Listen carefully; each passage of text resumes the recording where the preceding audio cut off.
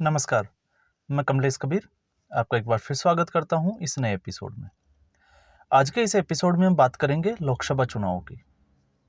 आपको पता है, लोकसभा चुनाव का प्रथम चरण, जैसा कि आप सोशल मीडिया और मीडिया प्लेटफॉर्म पे आपने सुना होगा कि इस बार जो चुनाव है, वो उतने गर्मजोशी के साथ जो है, वो शुरुआत नहीं हुई है।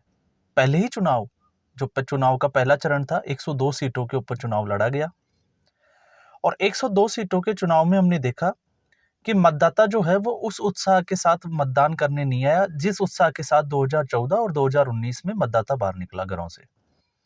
इस बार 102 सीटों के ऊपर जो मतदान हुआ, वो देश के औसत चुनाव जो मतदान का जो औसत प्रतिशत है उससे भी 4% तक कम रहा। सबसे ज्यादा त्रिपुरा में रहा और सबसे कम जो है वो बिहार में 48% के आसपास जो है वो मतदान हुआ। तो ऐसी स्थिति में एक बड़ा आरोप लगाया जाता था कि इस बार जो है वो चुनाव जिसको कहें कि ठंडा चल रहा है। और इसके लिए आपको पता ही है कि मीडिया जो है वो दो पार्ट में डिवाइड है। कुछ लोग जो है उसको लिए प्रधानमंत्री को जिम्मेदार मानते हैं, लेकिन कहीं ना कहीं इसके लिए जो है वो विपक्ष भी जिम्मेदार है। पार्टियों का अपना जो है वो एक आरोप प्रत्यारोप एक दूसरे के ऊपर चलता है।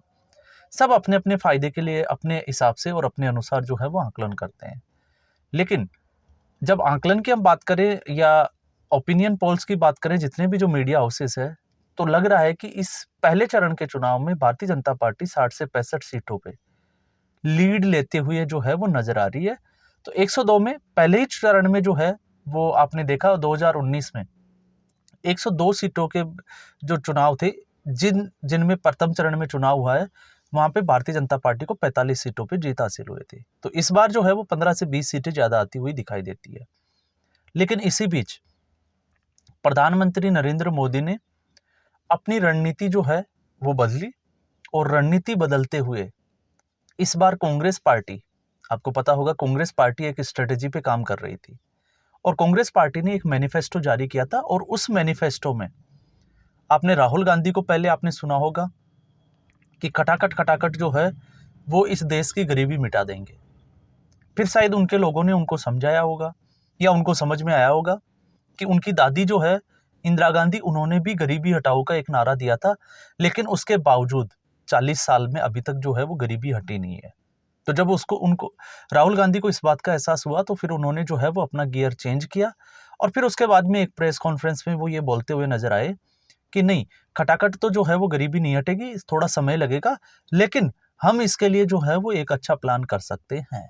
तो ये राहुल गांधी ने जो है वो अपनी जो बात थी उसके ऊपर थोड़ी सी जो है वो पलटी मारी। लेकिन इसके अलावा उन्होंने एक और मैनिफेस्टो में जो बात की थी, वो ये बात थी कि जो संपत्ति है, आय जो है वो सभी को, हम इसको ऐसे समझ सकते हैं जैसे एक समय में कम्युनिस्ट पार्टियां, जिन देशों में कम्युनिस्ट पार्टियां हैं, साम्यवादी विचारधारा के जहां पे पार्टियां जो है वो शासन करती है, जैसे रसिया की हम बात कर सकते हैं, तो वहां पे एक समय में सभी की जो संपत्ति थी उस संपत्ति को जो है वो बराबर कर दिया गया था। हालांकि उसके 5 साल के बाद में गरीब जो है वो वापस से गरीब हो गए, लेकिन एक बार जो है वो संपत्ति को सभी में समान रूप से बांट दिया गया था। तो राहुल गांधी के हिसाब से और मैनिफेस्टो, कांग्रेस पार्टी का जो मैनिफेस्टो था उसके हिसाब से अमीरों से पैसा लेकर जो है वो गरीबों में बांटना, ये हम उसको समझ सकते हैं।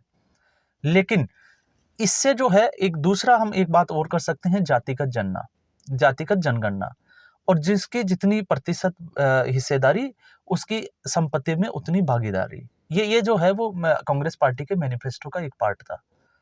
तो उस मैनिफेस्टो के पार्ट में प्रधानमंत्री नरेंद्र मोदी ने राजस्थान की रविवार को एक हुई रैली में जो है वो कांग्रेस पार्टी पे जबरदस्त हमला बोला और उन्होंने जो है वो इसको एक ऐसा मुद्दा बनाया कि उसके बाद में जो चुनाव ठंडे चल रहा था, वो चुनाव जो है वो अब गर्मी पकड़ता हुआ नजर आ रहा है।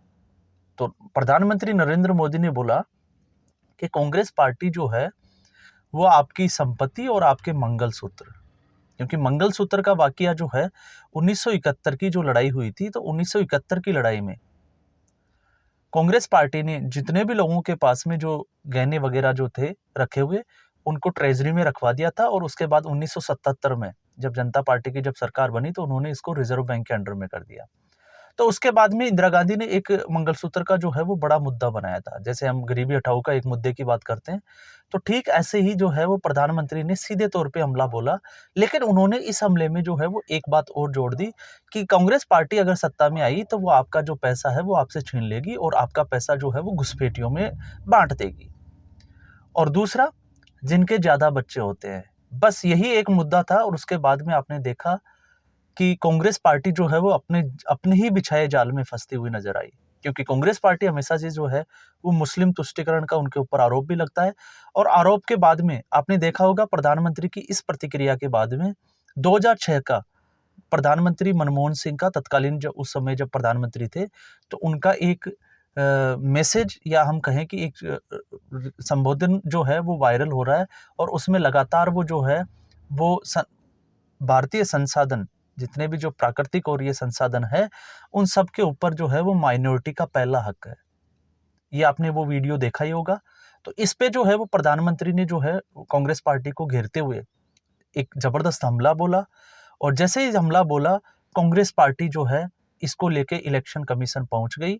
और इलेक्शन कमीशन में उन्होंने जो है वो एक, जिसको कहें कि एक एप्लीकेशन दी है प्रधानमंत्री नरेंद्र मोदी के खिलाफ कि प्रधानमंत्री मोदी ने आचार संहिता का उल्लंघन किया है। अब घुसपैठियों से जब अब प्रधानमंत्री मोदी अगर बात करते हैं, तो फिर कांग्रेस पार्टी को इतना दर्द क्यों होता है? ये बड़ी समझने की बात है। क्योंकि लगातार भारत में ये मुद्दा बनता हुआ जो है वो आपको पहले भी देखा होगा, चाहे वो सीएए एनआरसी का मुद्दा हो, कि भारत में रोहिंग्या मुसलमानों की जो आबादी है वो लगातार बढ़ती जा रही है। तो इसमें आप ऐसे भी समझ सकते हैं, जैसे मुसलमानों की जो पार्टी है एएमआईएम, उसके रहनुमा असदुद्दीन ओवैसी जब ये कहते हैं कि मुसलमानों की जो आबादी है या मदर फर्टिलिटी जो रेट है वो कम हुई है, तो आबादी जो है वो कम, बच्चे पैदा करने की जो फर्टिलिटी रेट है वो कम हुई है, तो फिर आबादी बढ़ी क्यों और बढ़ी कैसे? तो इसके पीछे फिर प्रधानमंत्री मोदी ने सीधे तौर पे, अगर घुसपैठियों की अगर हम बात करें, तो घुसपैठियों का मतलब होता है रोहिंग्या मुसलमान। तो जब प्रधानमंत्री ने रोहिंग्या मुसलमानों की बात की, तो फिर कांग्रेस पार्टी का इकोसिस्टम हिल क्यों गया? क्योंकि ये आज तक जो है कांग्रेस पार्टी मुस्लिम तुष्टीकरण से मुसलमानों का जो वोट है वो अपनी तरफ, क्योंकि मुसलमानों का अपना वोट बैंक समझते आई है। और अभी तक भी जो है वो कांग्रेस पार्टी का यही था कि 2006 में जिस तरह से मनमोहन सिंह का जो भाषण था और 2009 में मुसलमानों ने एक तरफा वोट किया और कांग्रेस पार्टी की यूपीए 2 की सरकार बनी। तो इस बार भी कांग्रेस पार्टी ने ये चाल चली, लेकिन इस चाल को नाकाम कर दिया नरेंद्र मोदी ने। और उसके अलावा आपको पता ही है, मैनिफेस्टो में एक पार्ट और था कि सभी महिलाओं को जो है वो 1 लाख रुपए प्रति महीना दिया जाएगा। तो इस राजस्थान की रैली के बाद में फिर उसके बाद में इसको रिपीट किया प्रधानमंत्री नरेंद्र मोदी ने अलीगढ़ की रैली में। और जब से ये प्रधानमंत्री ने जो है वो कांग्रेस पार्टी पे हमला बोलना शुरू किया है, तो इससे हम समझ सकते हैं कि प्रधानमंत्री नरेंद्र मोदी की रणनीति क्या हो सकती है। तो प्रधानमंत्री नरेंद्र मोदी अब जो है वो लग रहा है कि चुनावी रणनीति उन्होंने बदली है। और आज भी आपने देखा होगा कि उन्होंने जो है वो हनुमान चालीसा को लेकर भी कांग्रेस पार्टी पे एक जोरदार हमला बोला है। तो आने वाले दिनों में अब प्रतिक्रियाएं, अब लग रहा है कि जो चुनाव जो है, लोकसभा का चुनाव, वो इंटरेस्टिंग होता चला जाएगा। और सभी पार्टियां अब एक दूसरे के ऊपर जो है वो आरोप प्रत्यारोप लगाएगी। तो ये जो कांग्रेस पार्टी ने जो जाल बिछाया था, चाहे वो जातिगत जनगणना का हो, क्योंकि कांग्रेस पार्टी जो है वो जातिगत आधार पे जनगणना चाहती है। उनको लगता है कि जातिगत जनगणना से जो है वो समुदाय जो है वो बटे रहेंगे। लेकिन जब प्रधानमंत्री नरेंद्र मोदी धर्म की बात करते हैं, तो फिर वो सांप्रदायिक हो जाते हैं। फिर उनके हिसाब से जो भारत जो राष्ट्र है, वो एक, जिसको कहें कि पंथ निरपेक्ष राष्ट्र होता है।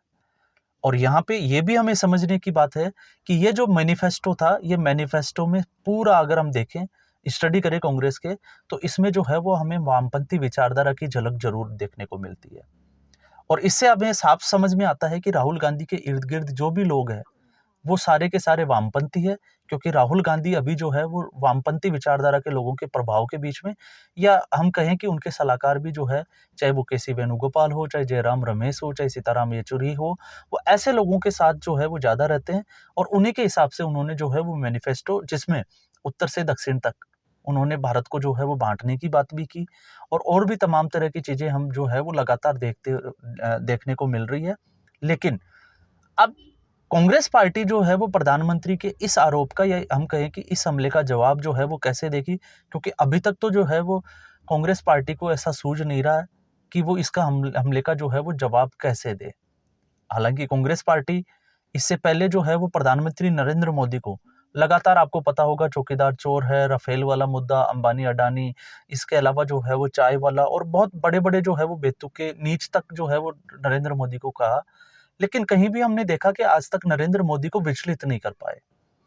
और इस चुनाव में हमने देखा कि नरेंद्र मोदी ने सिर्फ एक मैनिफेस्टो के ऊपर घुसपैठियों की बात करी और पूरी कांग्रेस पार्टी का इकोसिस्टम हिल गया, या हम कहें कि पूरी कांग्रेस पार्टी जो है वो विचलित हो गई। तो इससे आप अंदाजा लगा सकते हैं कि कांग्रेस पार्टी कितनी, तो हम कहें कि अंदरूनी तौर से कितनी मजबूत है, और प्रधानमंत्री नरेंद्र मोदी की राजनीति और रणनीति वो आप लोग जो है वो समझ ही सकते हैं। तो आज के एपिसोड में बस इतना ही, फिर हम एक नए एपिसोड के साथ, एक नए मुद्दे के साथ हाजिर होंगे। तब तक के लिए नमस्कार, धन्यवाद।